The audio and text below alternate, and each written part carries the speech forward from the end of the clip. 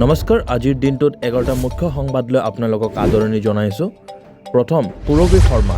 হয়, অভিনেত্ৰী পূৰবী শৰ্মাৰ আকস্মিক অকাল মৃত্যু। দ্বিতীয় খবৰটো আছে আমাৰ নগাঁও NCERT। নগাঁৱৰ এটা পৰিয়ালৰ উদাৰতাৰ কাহিনীৰ এতিয়া NCERTৰ পাঠ্যপুথিত। তৃতীয় খবৰটো হৈছে OTT প্লেটফৰ্ম। অসমীয়া চিনেমাৰ বাবে আহি আছে নতুন চৰকাৰী OTT প্লেটফৰ্ম। চতুৰ্থ খবৰ, প্ৰণৱ দলে। কাজিৰঙাৰ হোটেল বিৰোধী আন্দোলনৰ সক্ৰিয় কৰ্মী প্ৰণৱ দলে গ্ৰেপ্তাৰ। পঞ্চম খবৰটো হৈছে বাংলাদেশ 1679।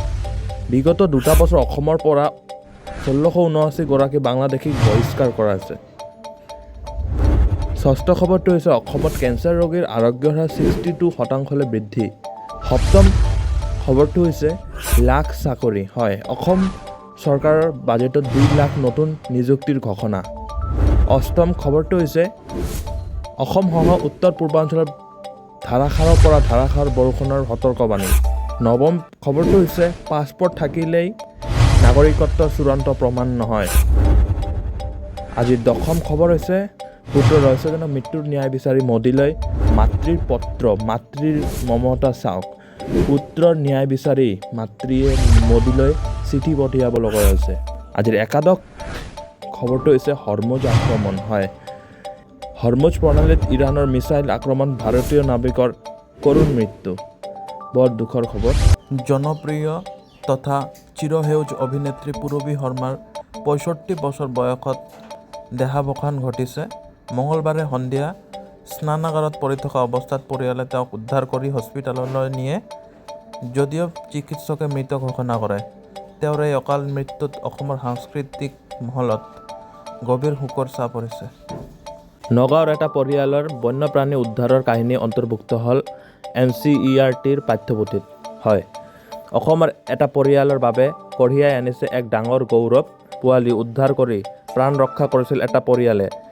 এই উদাৰতাৰ আৰু বন্যপ্ৰাণী উদ্ধাৰৰ প্ৰেৰণাদায়ক কাহিনীটো এতিয়া 2024 পৰা 25 বৰ্ষৰ NCERTৰ 10ম শ্ৰেণীৰ ইংৰাজী পাঠ্যপুথিত অন্তৰ্ভুক্ত কৰা হৈছে। অসমীয়া চিনেমা আৰু সাহিত্য প্ৰসাৰৰ বাবে অসম চৰকাৰৰ নিজা OTT প্লেটফৰ্মৰ পৰিকল্পনা। অসম কলা সংস্কৃতি আৰু চিনেমা জগতৰ বাবে এটা ভাল খবৰ।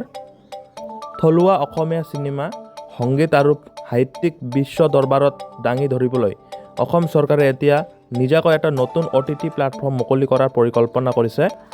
ভাৰতৰ আন কেইখনমান ৰাজ্যৰ দৰেই এই ষ্ট্ৰীমিং সেৱাৰ জৰিয়তে আঞ্চলিক ভাষাৰ সমলসমূহক প্ৰসাৰিত কৰা হ'ব। কাজিৰঙাৰ সমীপত বিলাসী হোটেলৰ বিৰোধিতা কৰা সক্ৰিয় কৰ্মী প্ৰণৱ দলে গ্ৰেপ্তাৰ। হয়, ঠিকেই শুনিছে। কাজিৰঙা ৰাষ্ট্ৰীয় উদ্যানৰ ওচৰত নিৰ্মাণ কৰিবলগীয়া বিলাসী হোটেলৰ বিৰুদ্ধে তীব্ৰ প্ৰতিবাদ সাব্যস্ত কৰি অহা greater Kaziranga land and human rights protection কমিটিৰ আহ্বায়ক তথা সক্ৰিয় কৰ্মী প্ৰণৱ দলেক অসম আৰক্ষীয়ে গ্ৰেপ্তাৰ কৰিছে। ইয়াৰ পিছত শিৱসাগৰৰ বিধায়ক অখিল গগৈয়ে চৰকাৰৰ সমালোচনা কৰি কয় যে পুঁজিপতিৰ স্বাৰ্থত খিলঞ্জীয়া লোকক জেললৈ পঠাইছে। বিগত 2 বছৰ অসমৰ পৰা 1600তকৈও অধিক অবৈধ বাংলাদেশী বহিষ্কাৰ। হয়, ঠিকেই শুনিছে। মুখ্যমন্ত্ৰী ডক্টৰ হিমন্ত বিশ্ব শৰ্মাই কয় যে 1 জুলাই 2024 পৰা 30 জুন 2026 ভিতৰত অসমৰ পৰা মুঠ 1679 গৰাকী অবৈধ অনুপ্ৰৱেশকাৰীক চিনাক্ত কৰি বাংলাদেশলৈ অবৈধভাৱে পঠিওৱা হৈছে। আদালতত গোচৰ চলি থকা কোনো লোকক আইন উলংঘা কৰি বহিষ্কাৰ কৰা হোৱা নাই বুলিও তেওঁ স্পষ্ট কৰে। ৰাজ্যখনৰ ত্ৰিস্তৰীয় কেঞ্চাৰ কেয়াৰ প্ৰগ্ৰেমৰ সফল পৰিচালনাৰ বাবে অসমত কেঞ্চাৰ ৰোগীৰ আৰোগ্য লাভৰ হাৰ এতিয়া 62% হৈছে, যিটো ৰাষ্ট্ৰীয় গড়তকৈ বহু বেছি। বৰ্তমান ৰাজ্যত 12টা কেঞ্চাৰ কেন্দ্ৰ আছে আৰু সোনকালেই 12.4 লাখ লোকৰ প্ৰাৰম্ভিক পৰীক্ষা কৰাৰ লক্ষ্য লোৱা হৈছে। অসম বাজেট 2 লাখ চাকৰি আৰু ক্ষুদ্ৰ চাহ খেতিয়কলৈ ডাঙৰ সকাহ।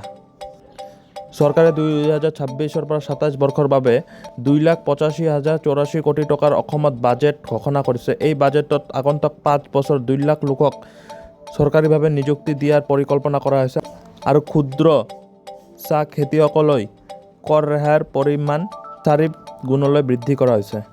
অসমৰ বাবে ভয়াৱহ বতৰৰ সতৰ্কবাণী। IMD weather alert. IMD অসমৰ লগতে উত্তৰ পূৰ্বাঞ্চলৰ মেঘালয়, অৰুণাচল প্ৰদেশ আৰু দেশৰ আন কেইবাখনো ৰাজ্যৰ বাবে ধাৰাসাৰৰ পৰা অতি ধাৰাসাৰ বৰষুণৰ সতৰ্কবাণী জাৰি কৰিছে। দেশৰ খবৰ। পাছপোৰ্ট মানেই নাগৰিকত্বৰ প্ৰমাণ নহয়, বৈদেশিক পৰিকল্পনা মন্ত্ৰালয় MEA।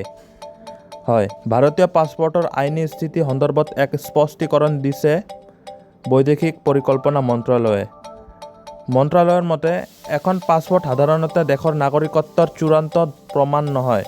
সংবিধানৰ 155 নম্বৰ অনুচ্ছেদ অনুসৰিহে নাগৰিকত্ব নিৰ্ধাৰণ কৰা হয় আৰু পাছপোৰ্টখন কেৱল বিদেশ ভ্ৰমণৰ উদ্দেশ্যে এক পৰিচয় পত্ৰহে।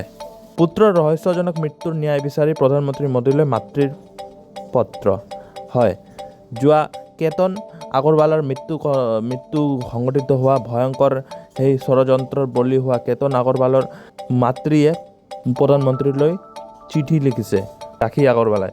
অভিযোগ অনুসৰি যোৱা 18 জুনত কেতনৰ চিয়া গোৱেল আৰু তাইৰ কথিত প্ৰেমিক চেতন চৌধুৰীয়ে কেতনক পাহাৰৰ পৰা ঠেলি দি হত্যা কৰিছিল। বৰ্তমান দুয়োকে আৰক্ষীয়ে গ্ৰেপ্তাৰ কৰিছে।